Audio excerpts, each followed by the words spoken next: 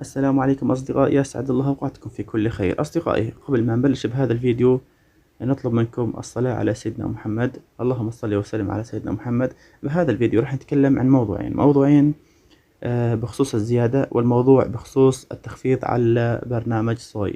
كل عيلة مستفيدة من برنامج صوي اجت رسالة تم تخفيض المساعدات بسبب وضعكم الديموغرافي.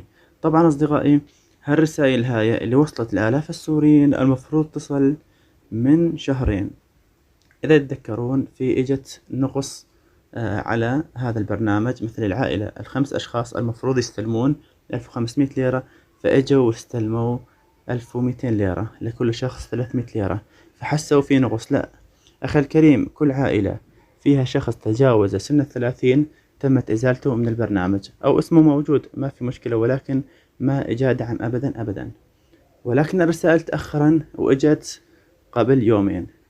يعني المفروض هذه الرسائل تجي من شهرين، من وقت اللي عملوا تخفيض أو عملوا على إزالة اسمك بعد ما تجاوز عمرك 30 سنة. هاي حلينا أولا مشكلة إنه هاي الرسائل والتخفيضات، هاي مي تخفيضات، هاي أساسا الرسائل كانت تصل من شهرين، هذا المفروض.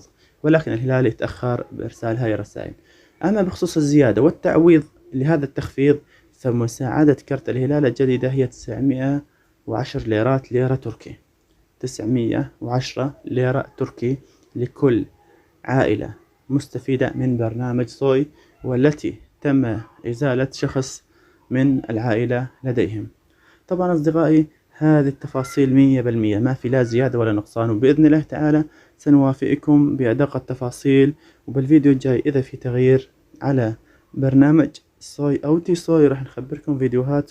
ولكن أطلب منك طلب: تحط لايك للفيديو وتشترك بالقناة، وبارك الله فيكم، والسلام عليكم ورحمة الله.